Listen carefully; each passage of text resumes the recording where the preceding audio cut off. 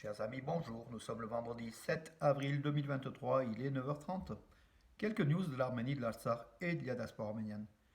La tension monte de plus en plus entre l'Iran et l'Azerbaïdjan. Donc, il y aura une confrontation militaire de toute façon. L'escalade ne va pas s'arrêter ici. Hier, Bakou aurait arrêté des pseudo ou des vrais terroristes qui préparaient un coup d'État islamiste en Azerbaïdjan et qui étaient a priori, d'après Bakou, euh, ils travaillaient pour l'Iran tout simplement. Voilà, donc c'est aussi peut-être un prétexte pour faire monter encore plus la pression entre Bakou et Téhéran. De plus, donc l'Azerbaïdjan a expulsé donc hier 4 employés de l'ambassade d'Iran à Bakou. Voilà donc en fait pour dire que rien ne va plus entre l'Azerbaïdjan et l'Iran. On est au seuil d'une réelle confrontation, donc de toute façon elle est inéluctable hein, au regard de la politique pro-turque de Bakou et anti-arménienne et anti-iranienne, avec des éléments peut-être d'Israël introduits déjà en Iran, en Azerbaïdjan. L'Iran ne peut faire qu'une chose, faire la guerre. Je pense qu'on est au seuil d'une réelle guerre entre l'Iran et l'Azerbaïdjan. Peut-être l'Arménie tirerait un bénéfice donc, de cette guerre-là. De toute façon, même si on professe, nous, la paix, rien ne vaut la paix, il y a des conditions. Donc, un État dictatorial donc, d'Azerbaïdjan, qui est face à un État aussi, le régime des mollahs d'Iran. C'est, comment dirais-je, il n'y a pas de solution autre qu'une confrontation. Ça va venir, c'est l'escalade de plus en plus. Et l'Arménie est une nouvelle fois au centre d'une région qui va être bousculée, qui va connaître des aléas, les aléas d'une guerre.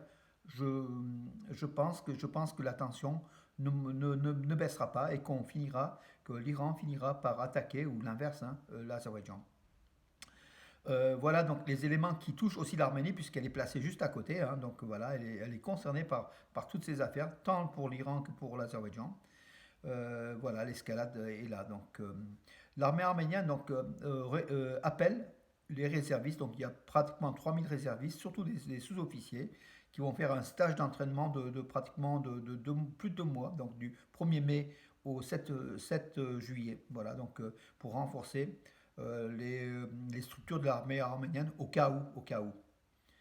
La ville de San Diego, en Californie, a déclaré le 24 avril journée commémorative du génocide arménien par le conseil municipal, donc par le conseil de sécurité ou de surveillance, enfin l'équivalent d'un conseil municipal pour eux, oui, conseil de surveillance, voilà.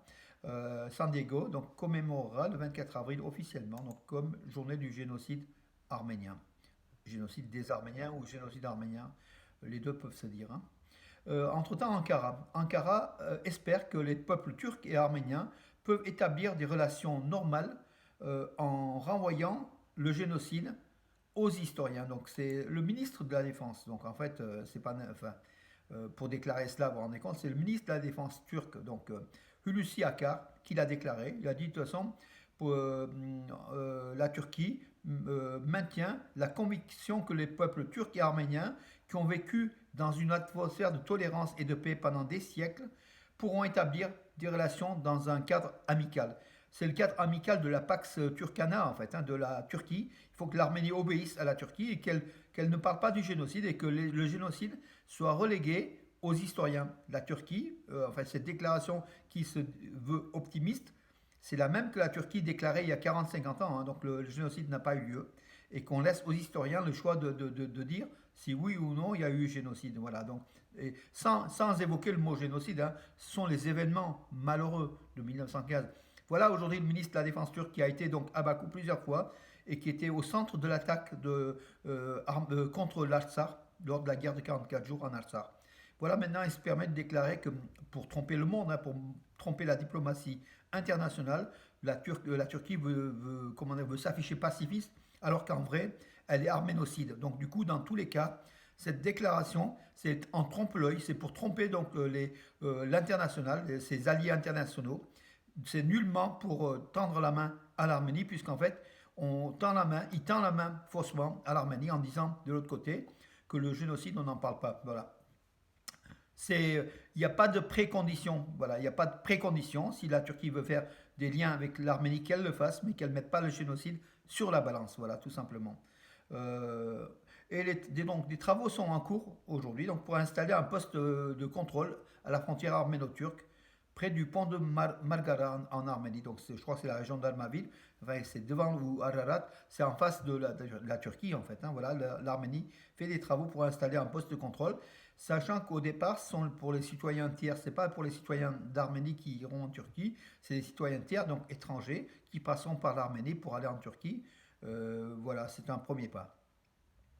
Que dire d'autre? Oui, mémorandum de coopération a été signé entre les villes d'Ichevan d'Arménie et Roustavi en Géorgie. Voilà, donc on est, comment dirais-je, nous on aime bien Ijevan puisque la ville de Valence est jumelée avec Ijevan et maintenant avec Ijevan, pardon, gérée ici par une association qui s'appelle Ijevan. Ichevan donc maintenant donc fait des liens avec la Géorgie, donc c'est très bien, qui est proche en fait, hein, puisque Ichevan se trouve au nord-est de l'Arménie, à une cinquantaine de kilomètres de la frontière, même pas peut-être de la frontière donc géorgienne, et aussi pas loin de l'Azerbaïdjan, hein, puisque c'est la région de Tavouche, hein, Ichevan, c'est le chef-lieu de cette région-là. Et on parle peut-être d'un jumelage ou d'un accord de coopération entre Ichevan et une ville israélienne, hein, voilà aussi. Voilà mes amis, donc je rebrosse un petit peu l'actu. Oui, le consul général de Turquie à Los Angeles a protesté contre le projet de construction d'un monument du génocide arménien à Irvine. Irvine, c'est dans le comté d'Orange, en fait c'est en Californie, hein, pas loin c'est dans la grande banlieue de Los Angeles. Voilà, le consul général de Turquie à Los Angeles, Sinan Kuzum, donc a protesté donc contre la construction d'un mémorial du génocide arménien une nouvelle fois. Et il a en plus dit que si l'Arménie donc a aidé donc la Turquie lors du séisme, les relations entre Yerevan et Ankara sont bonnes. C'est pas le moment aujourd'hui comment dirais-je, d'évoquer ce qui s'est passé en 1915. Voilà, tout simplement pour les bonnes relations. Voilà, la diplomatie turque profite aussi des liens entre l'Arménie et la Turquie pour dire que le génocide arménien il faut l'oublier, il ne faut pas ériger voilà, il faut renvoyer aux historiens, comme l'a dit tout à l'heure, je vous l'ai dit, donc le ministre de la Défense de Turquie. La Turquie, par tous les moyens, essaye de faire ami-ami avec les Arméniens et de faire oublier, amnésie. Ami et amnésie, voilà, donc du génocide. Amis, bien sûr, faux amis, bien sûr, la Turquie et l'Arménie, sont des faux amis, puisqu'en fait, vous connaissez le contexte donc historique qui est terrible, et qui est aussi terrible, pas historique, même actuellement. Donc en Artsakh, cette volonté de la Turquie d'écraser les Arméniens, d'éliminer les Arméniens du Sud-Caucase, en même temps, donc oublier le génocide. Voilà la politique donc de la Turquie. Bien sûr, personne n'est dupe. Les Arméniens qui ont décidé de faire ce mémorial ne vont pas revenir en arrière, hein, voilà, contre le projet d'un monument, donc oui, mémorial. Entre-temps, l'Arménie a des talents, mes amis. Regardez la chanson, celle que vous allez me dire l'Eurovision. Oui, mais l'Eurovision, c'est 220 millions de téléspectateurs avec les couleurs de l'Arménie, même si la chanson est en anglais et en arménien à la fin. Donc c'est Brunette qui représentera l'Arménie à l'Eurovision 2023. Ce sera en mai prochain, le mois prochain, à Liverpool, en Angleterre. Sa chanson, en fait, hein, qui s'appelle, je vais vous dire le titre hein, pour les puristes, donc Future Lover, est dans le top 10 des favoris selon la BBC, et même, je dirais, même plus que dans les top 10. Moi, je dirais dans les top 3 ou dans les top 5 maximum. Voilà, donc elle est sa chanson, à Brunette de l'Arménie, a dépassé les 4 millions de vues. 4 millions de vues, c'est la deuxième meilleure vue derrière la Norvège, donc avec Alessandra. Le favori Norvège, hein, Alessandra, et la France, Lazara, voilà. Et Brunette fait partie de ses favoris, hein, donc voilà, parce qu'elle est sa chanson, donc vous pouvez l'écouter, hein, on l'a mise, donc elle est sur YouTube, hein, sur le site officiel d'Eurovision, on l'a reprise sur Army News, vous pouvez voir aussi sur ma page Facebook, partout, on met pour diffuser justement le nombre de vues de celle qui représentera l'Arménie, Brunette. De son vrai nom, d'ailleurs, Brunette, c'est un nom français, Brunette, hein, vous savez, son vrai nom, je vais vous le dire aussi, c'est pour le fun, hein.